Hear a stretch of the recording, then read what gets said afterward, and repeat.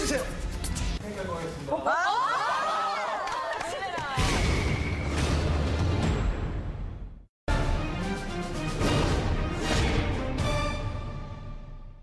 아직까지 1위, 4위 공개가 되지 않고 있습니다. 차라리 그냥 1위 했으면 좋겠어요, 제가. 네. 과연 유전자 검사를 통한 부하걸의 비만 성향 1위는 나르샤일지 아니면 가인일지. 자, 1위 공개해주세요.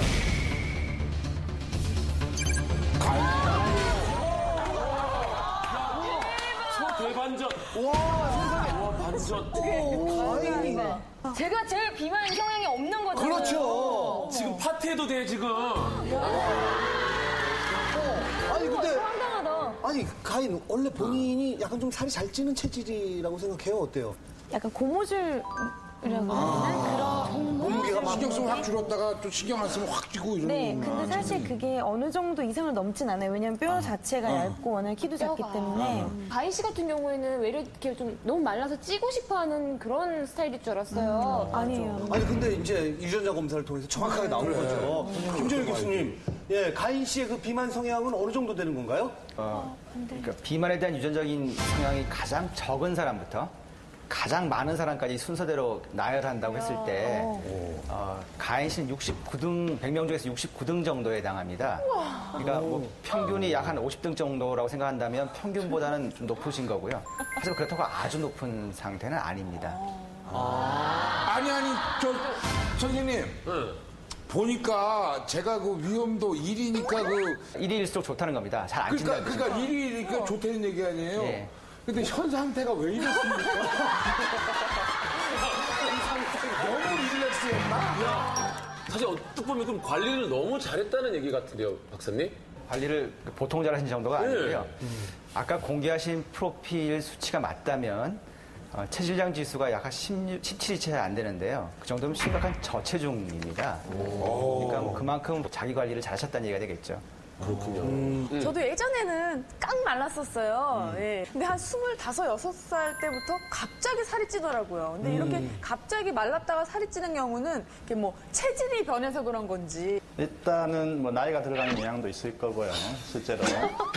그리고 가끔씩 저희가 보면은 굉장히 날씬하신 분이 갑자기 얼마 뒤에 봤는데 살이 찌는 경우가 있는데 이런 분들은 대부분 평소 비만이 될 수 있는 소인, 그러니까 끼가 있는 상태에서 자기가 처한 환경, 뭐 직업이라든지 이런 환경 속에서 잘 조절이 되고 있다가 그 환경을 벗어나면서 폭식을 하게 되는 경우인데 예를 들면 해외 유명 스타가 한 몸의 사랑을 받을 때는 대중의식에서 절제된 생활을 하다가 방송 출연을 안 하면서 갑자기 살이 쪄서 파파라치에게 보이는 경우죠. 그럴 때는 대개는 폭식에 관여하게 됩니다.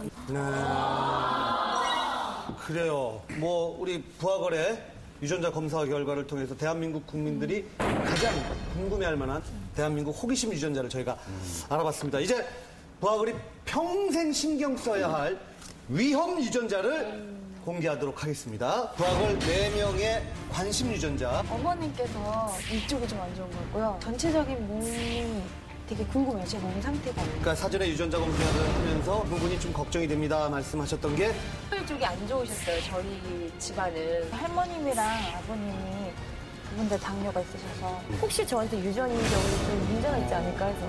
심장, 위 이상이 있는 유전자는 그러니까 모든 분이 관심을 가져야 될 것 같아요. 자, 부하걸 4명의 관심 유전자. 나르샤는 무릎 관절, 예. 그리고 가인은 심장, 그리고 재하는 위, 그리고 미료는 당뇨.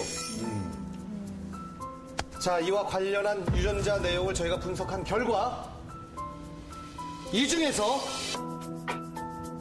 별다른 이상이 있는 유전자는 발견되지 않았다고 합니다. 아, 정말 다행이에요. 그렇죠? 진짜. 네. 자, 하지만 부하걸 멤버 2명에게서 걱정했던 그 부분이 아닌 다른 위험 유전자가 진짜요? 발견이 됐습니다. 혹시 저한테 유전적으로 좀 문제가 있지 않을까 해서. 심장, 위 이상이 있는 유전자는 발견되지 않았다고 합니다. 하지만 다른 위험 유전자가 나타났습니다. 미혼 여성들 입장인데 병에 뭐 걸릴 수도 있다는 건가요? 브라운 아이드 걸스에게는 이것과 관련한 유전자 중 MBL2 유전자에서 변이가 발견됐습니다. 이 유전자는 간에서 생성되고 방출되어 면역 반응에 관여하는 것으로 이 유전자 변이를 갖고 있는 사람은 이것을 가질 위험도가 높게 나타났습니다. 부하거래 멤버 중 이 유전자의 변이를 가진 사람은 제아에게 나타났습니다. 이 위험 유전자를 지금 공개하겠습니다.